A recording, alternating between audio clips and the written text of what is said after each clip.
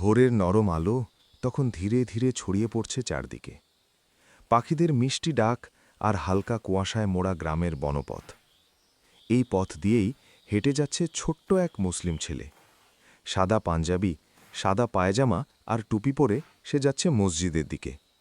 তার মুখে শান্তি, মনে আল্লাহর প্রতি ভালোবাসা। ফজরের নামাজ আদায় করতে সে এগিয়ে চলেছে নিষ্পাপ এক হৃদয় নিয়ে। মসজিদের ভেতরটা শান্ত আর পবিত্র। জানালা দিয়ে ঢুকে পড়েছে সকালের সোনালি আলো। ছোট্ট ছেলেটি দাঁড়িয়ে পড়েছে নামাজে। নিবেদিত হৃদয়ে সে সেজদায় ঝুঁকে পড়ছে তার রবের সামনে। তার ছোট্ট হৃদয় ভরে আছে ঈমান আর ভক্তিতে। নামাজ শেষ করে সে মনে মনে দোয়া করে, হে আল্লাহ, আমাকে ভালো মানুষ বানিয়ে দিন। নামাজ শেষে সে আবার সেই বনপথ ধরে বাড়ির দিকে ফিরছে। হঠাৎ কোথা থেকে ভেসে এলো এক দুর্বল চিৎকার। সে থেমে গেল, চারদিকে তাকাল। ঝোপের মাঝে একটি ছোট্ট পাখি জালে আটকে কষ্ট পাচ্ছে। পাখিটির ডানাগুলো ছটফট করছে, চোখে যেন সাহায্যের আরতি।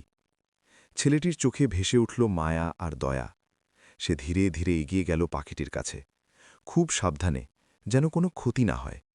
সে জাল খুলতে শুরু করল। একটু চেষ্টা আর একটু ধৈর্য। অবশেষে পাখিটি মুক্ত হল। ছেলেটির মুখে ফুটে উঠল এক শান্ত হাসি, কারণ সে জানে অসহায়কে সাহায্য করা আল্লাহর প্রিয় কাজ। পাখিটি আনন্দে আকাশে উড়ে গেল। সোনালি সকালের আলোয় ঝলমল করছে বনপথ। ছোট্ট ছেলেটি দাঁড়িয়ে আছে হাসি মুখে। তার হৃদয়ে ভরে গেছে এক অদ্ভুত শান্তিতে, কারণ সে বুঝেছে নামাজ শুধু ইবাদত নয়, নামাজ মানুষকে শেখায় দয়া, ভালোবাসা আর সহমর্মিতা।